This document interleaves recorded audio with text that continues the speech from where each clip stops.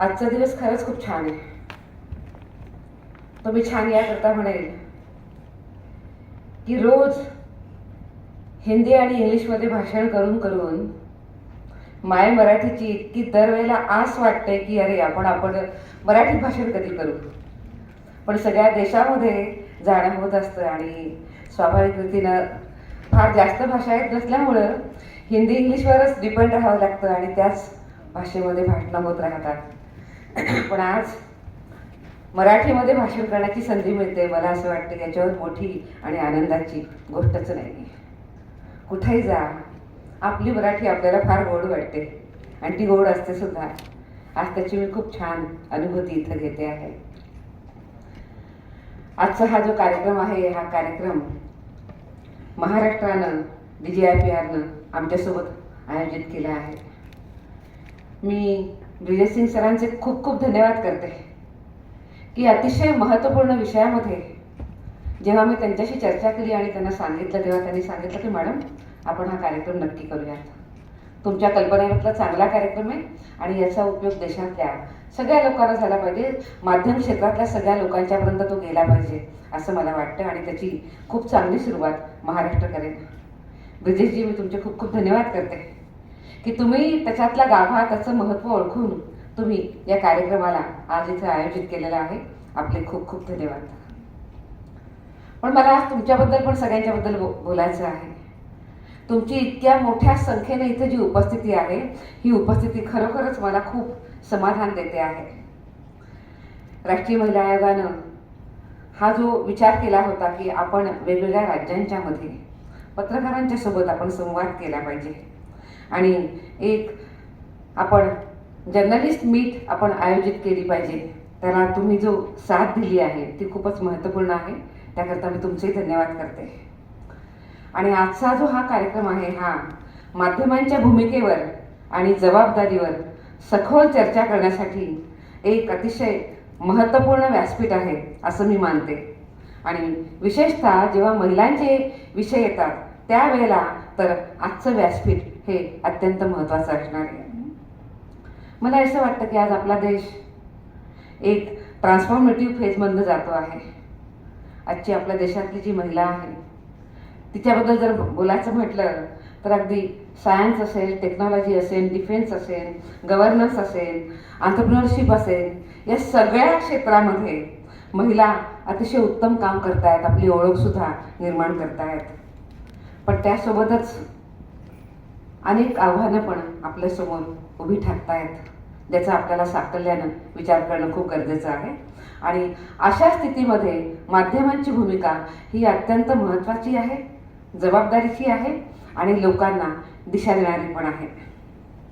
मला असंही वाटतं की माध्यमं जी आहेत ती केवळ माहिती देणारं साधन नाही आहे तर ते समाजाची विचारसरणी आणि समाजाचं जे नॅरेटिव्ह घडवण्याचं काम आहे ते काम आजची माध्यमं करतात. हे फार महत्त्वाचं आहे. जेव्हा माध्यम एखादा मुद्दा उचलतात तेव्हा ते केवळ बातमी देत नाही तर ती माध्यमं समाजांच्या विचारावर प्रभाव टाकतात. म्हणूनच महिलांच्या संबंधीमध्ये रिपोर्टिंग करताना संवेदनशीलता, अचूकता आणि जबाबदारी अत्यंत आवश्यक असते असं मला वाटतं. आणि मग आम्ही विचार केला की जर असं असेल तर मग माध्यमांशी बोललं पाहिजे, त्यांच्याशी संवाद केला पाहिजे. आणि मागच्याच महिन्यामध्ये दिल्लीमध्ये आम्ही एक अतिशय उत्तम अशी एक मीडिया समिट आम्ही घडवली होती. देशभरातले सगळे मीडिया हाऊसेस सगळ्या राज्यांच्या मधले आणि सगळ्या भाषेचे त्या दिवशी दिल्लीमध्ये आले होते आणि अतिशय भव्य आणि उत्तमपणे उपयोगी असणारी अशी ती मीडिया समिट झाली. आणि मग आमच्या लक्षात आलं की खरंच आहे की केवळ दिल्लीमध्ये हे करून चालणार नाही तर आपल्याला राज्यांच्यामध्ये जावं लागेल. विशेषतः राजधानीपर्यंत जरी पोहोचलो तरी एक मोठा टप्पा गाठल्यासारखं होईल. आणि मग आम्ही सुरुवात केली राज्यांच्या मधनं पण कामाला आणि त्याच भूमिकेमधनं आजचा माननीय ब्रिजेशजींनी इथं हा कार्यक्रम ठेवला आहे. आजच्या या कार्यक्रमामध्ये आपण अनेक महत्त्वाच्या विषयावर चर्चा करू. म्हणजे मीडिया लॉ आणि एथिकल फ्रेमवर्क या दोन्हीच्या बद्दल सुद्धा आज आपण खूप उत्तमपणे विचार करू. लॉज तर आहेतच पण इथिकल फ्रेमवर्क काय आहे कसं आपण वार्तांकन केलं पाहिजे ह्याच्याबद्दल सुद्धा आज आपण चर्चा करूयात. आपल्या देशामध्ये महिलांच्या सन्मान आणि गोपनीयतेचे म्हणजेच डिग्निटी आणि त्यासोबतच प्रायव्हसी संरक्षित करणारे अनेक कायदे आहेत. मात्र फक्त कायदे असणं पुरेसे नाही आहे, तर त्याची योग्य समज असणं फार महत्त्वाचं आहे आणि अंमलबजावणी पण तेवढीच महत्त्वाची आहे. मला असं वाटतं की जी समोर बसलेले सगळे माझे मित्र आणि मैत्रिणी जे माध्यम क्षेत्रामध्ये काम करत आहेत, त्यांनी कायद्यासोबतच आपले इथिकल स्टँडर्ड्ससुद्धा तितकेच महत्त्वाचे आहे, ज्याच्या माध्यमातून आपण रिस्पॉन्सिबल एक जर्नलिझम उत्तमपणे करू शकू. ह्याची पण तयारी आपल्याला सगळ्यांना करायची आहे. मी हे नाही म्हणणार की ते आत्ता होत नाही आहे. मी हेच म्हणेन की तुमची जी भूमिका आहे ती भूमिका नेहमी इतकी मदतीची राहिली आहे. महिलांच्या अनेक विषयांना वाचा फोडण्याचं काम तुम्ही केलं आहे. कित्येक वेळेला व्यवस्थेला ते कळतच नाही, पण जेव्हा तुम्ही सांगतात, तुम्ही बोलतात, त्याच्यामधनं मीडियामधनं आवाज उठतो आणि त्यावेळेला लोकांची भूमिका तयार होते, तेव्हा ते व्यवस्थांच्यापर्यंत येतं. हे सुद्धा आहेच आहे.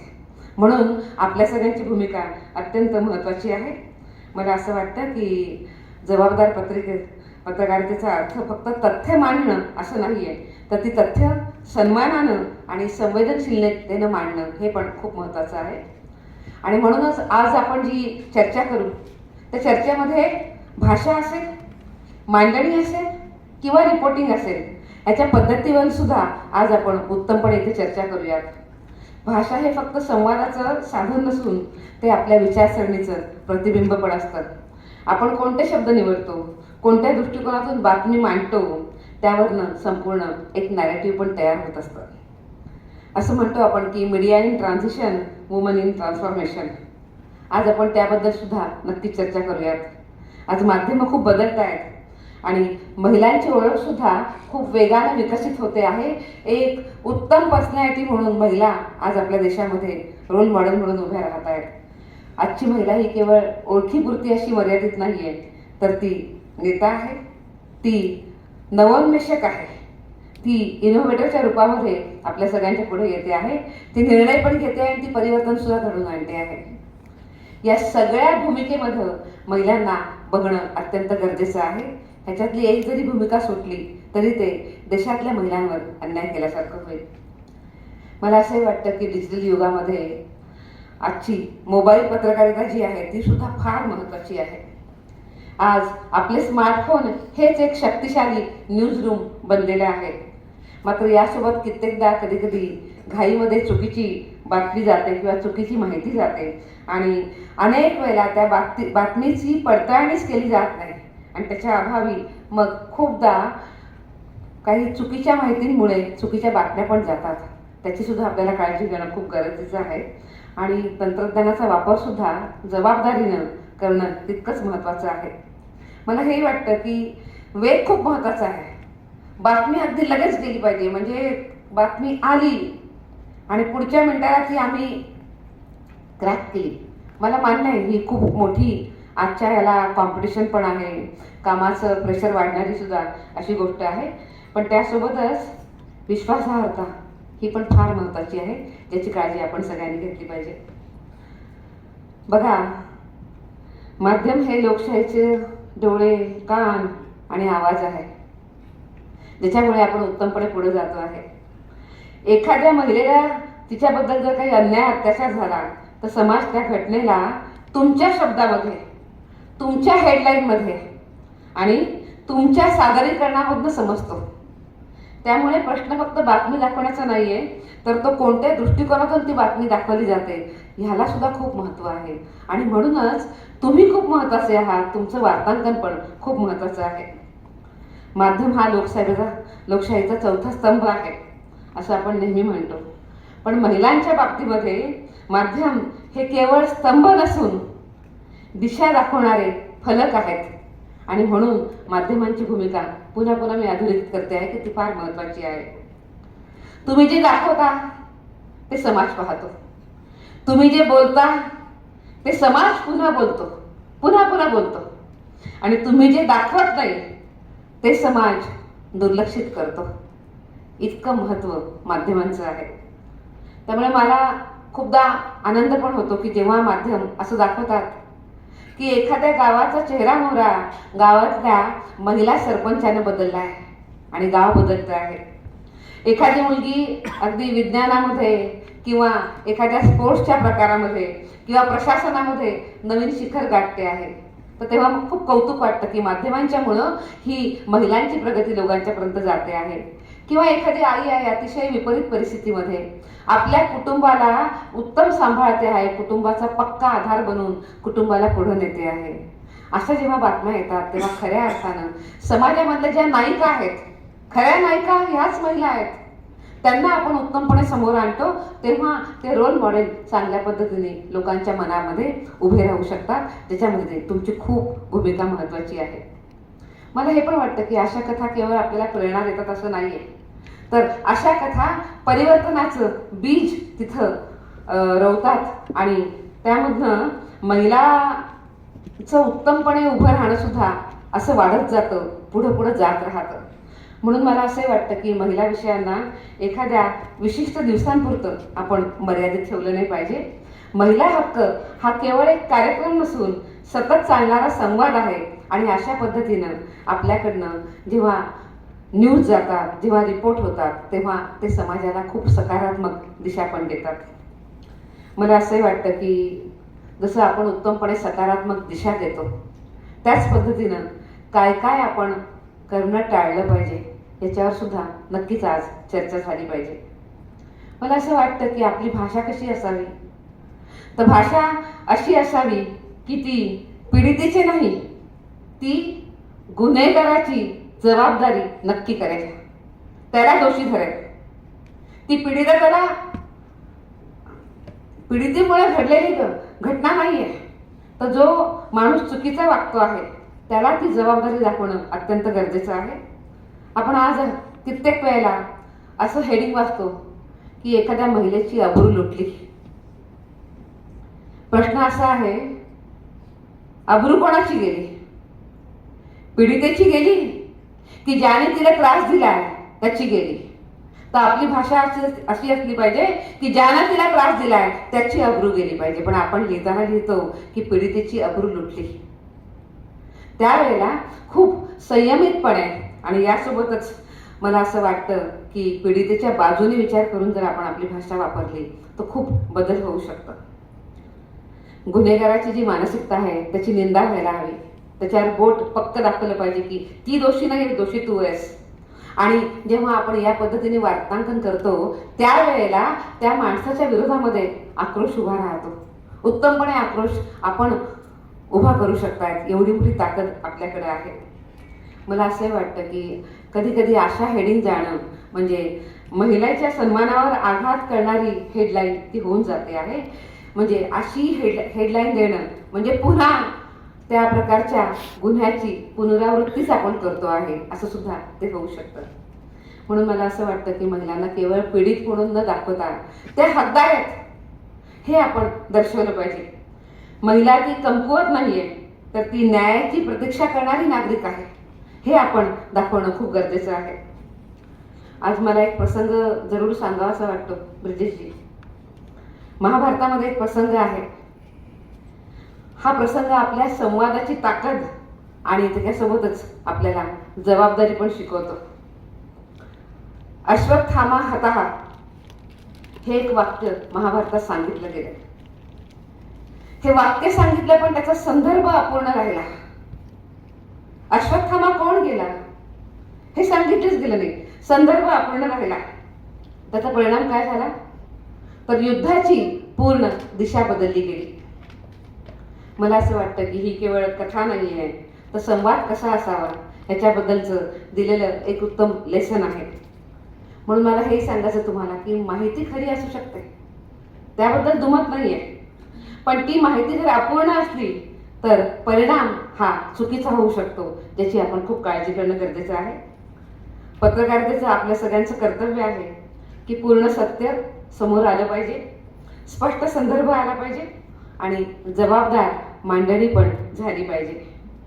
तुम्हाला सगळ्यांना मला आग्रहाने सांगायचं आहे की पीडितेची ओळख आपण कधीच उघड करू नका. पण मला याच्यासोबत हे पण सांगायचं आहे की आता माध्यमांची भूमिका याच्यामध्ये खूप जबाबदारीने वागण्याची पण आली आहे. आता आपण बघतो की ज्या ज्या वेळेला अशा पीडितेबद्दल बोलायला लागतं त्या वेळेला आता माध्यम तिचं नाव छापत नाही, तिची ओळख कुठेतरी समोर येईल याबद्दल ते काहीही दर्शवत नाहीत.